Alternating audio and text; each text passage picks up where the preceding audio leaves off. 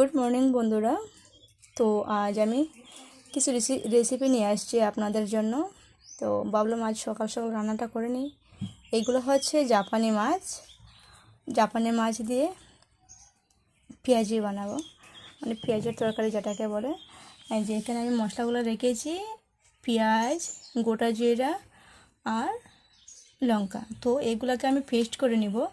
আপনারা চাইলে এই একটু আদা দিতে পারেন আর একটু রসুন দিতে পারেন, তো আমি এগুলো দিব না। সো এখন আমি এগুলোকে পেস্ট করে নেব এটাতে। সো গাইস দেখেন, এখন কড়াইটা বসিয়ে দিচ্ছি, আর আমার কড়াইয়ের সাইডে দিয়ে কালো কালো আছে, এগুলো দেখাচ্ছি আপনাদেরকেও। এটা একটা বিশাল কাহিনী, তো এটা আপনাদেরকে বলবো না। এখন মাছগুলো ফ্রাই করে নেব।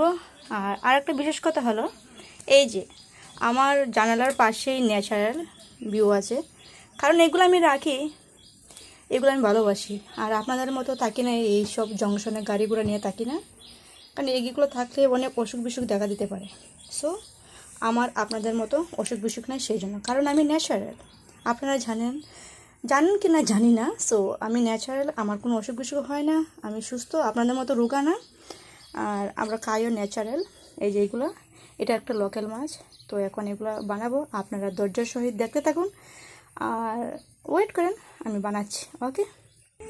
তো একটু বেরাস্তা বানালাম, এই বেরাস্তাটাকে উঠিয়ে নিব।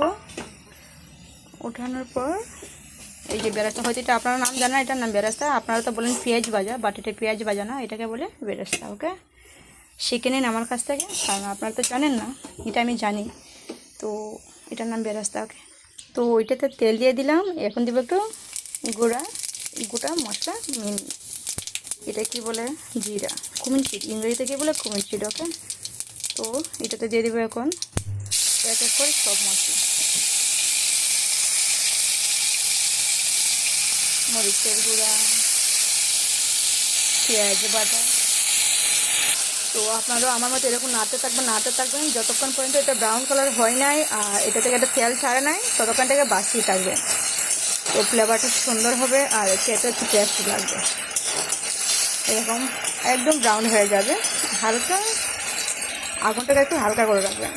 তো এটাতে টমেটো মিক্সড করে দিয়েছি, তো এখন জল দিয়ে দিব। দেখেন আমারটা পুরো ব্রাউন হয়ে গিয়েছে, বাস জল দিয়ে দিলাম, মিক্স করব।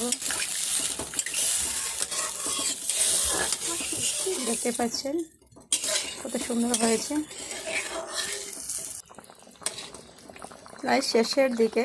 আর আপনারা বলবেন হয়তো যে বেটি অনেক আগে, তো 10 ঘন্টা আগে তো একটা বেরেস্তা বানিয়েছিল, তো বেরেস্তাটা কী করেছে।